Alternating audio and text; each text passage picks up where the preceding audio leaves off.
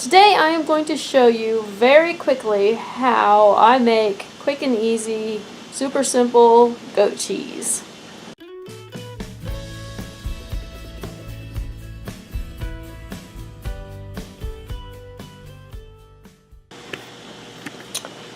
First you start with a gallon of milk. You pour it in your pan.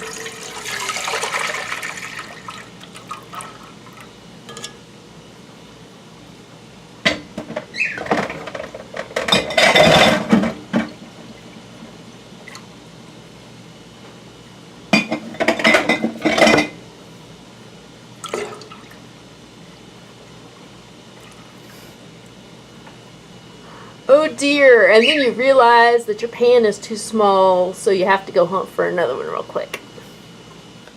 Okay, so I'm back with my bigger pot. It's been a while since I've made cheese, and I have forgotten exactly how big of a pot you need. I'm going to pour the milk into this pot real quick.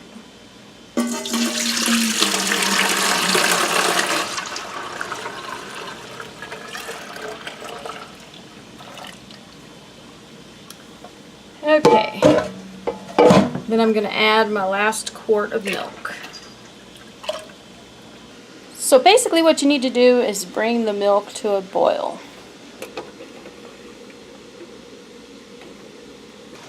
As it heats up, you need to be sure that you stir it constantly so that way it doesn't scorch on the bottom, nor does it form a scab across the top.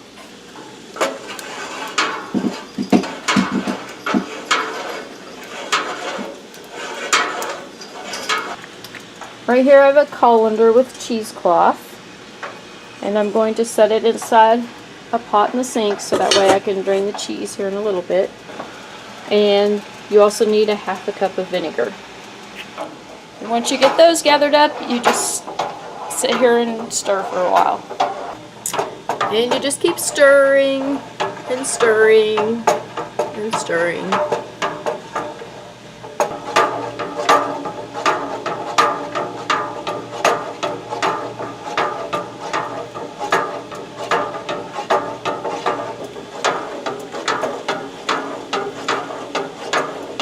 You'll know it's on the verge of boiling when a lot of tiny little bubbles start to accumulate.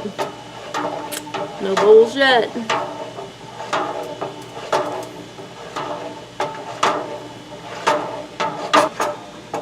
You just keep stirring and stirring and stirring. Okay, so now we're starting to see some bubbles.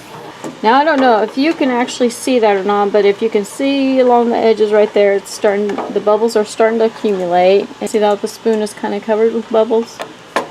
So it really shouldn't be too much longer until it starts to boil, which is good because my arm's getting very tired of stirring.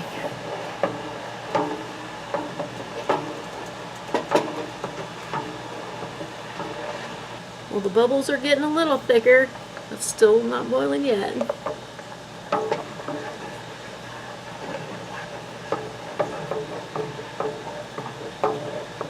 I should say it's more like a foam rather than bubbles.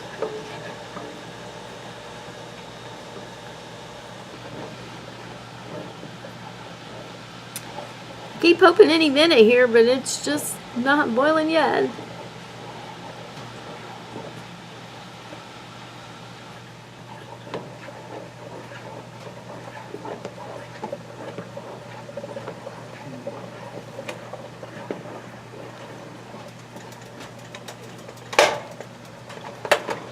Whoa.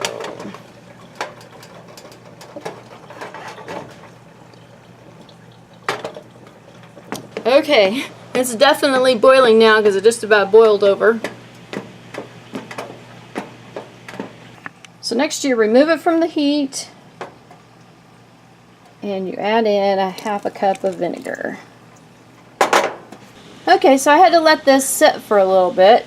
The kids had run to town to run some errands for me, and they had forgotten something here at the house, and so they needed to get it dropped off by 5 o'clock, and there was no way that they had enough time to run home, pick it up, and run back to town. So I ran and met them halfway to give it to them so that way they could get it done.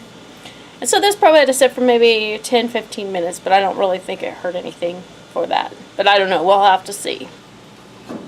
Okay, so next we're gonna pour this into the strainer to separate the curds from the whey.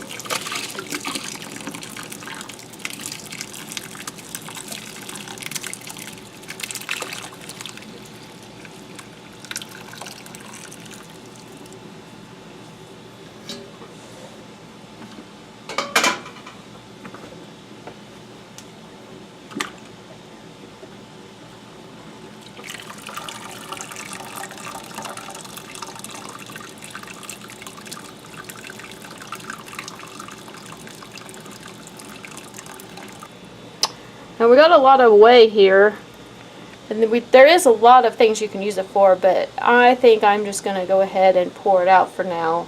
And if I need some whey later, I can always make some more cheese.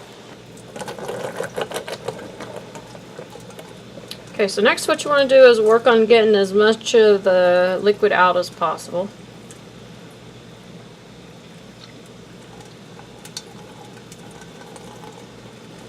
Some people, you hang it up like this and let it drain, but I personally usually just squeeze out as much as I can.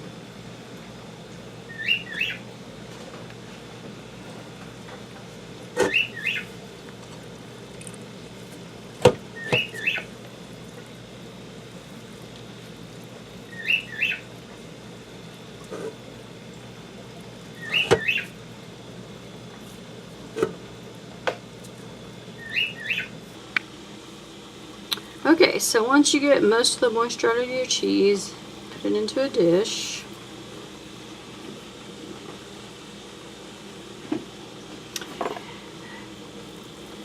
You pull it apart with a fork.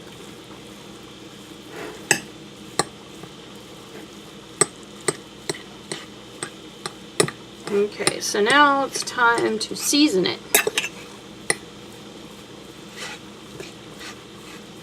And since it's been a while since I've made any cheese, I'm just going to kind of wing it because I cannot remember how much seasoning we liked. But I'm going to add a little bit of salt.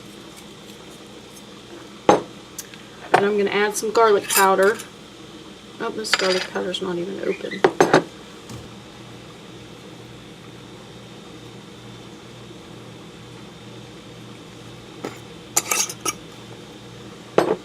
And a little bit of dill.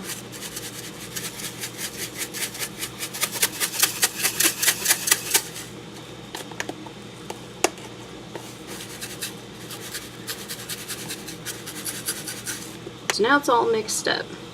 What I like to do is press it into a mold, but you can actually eat it this way if you like. But what I'm using is just a cup with wax paper lining it. Just spoon the cheese in.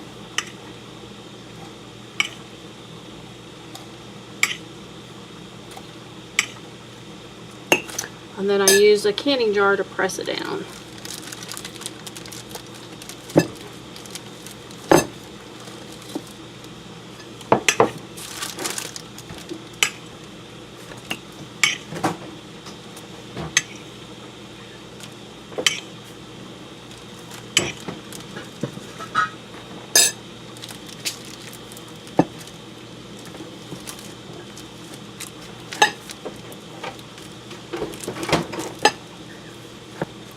And when you've got it all pressed in, then you can just pull it out like that.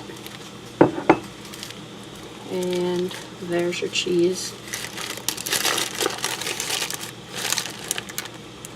So I'm going to put it in some press and seal to put in the fridge because my wax paper ripped.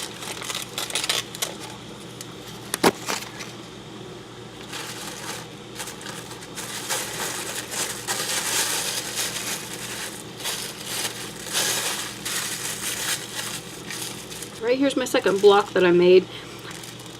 I will say I got a little bit too much of the liquid out because it is just a little bit on the dry side, but it's still edible.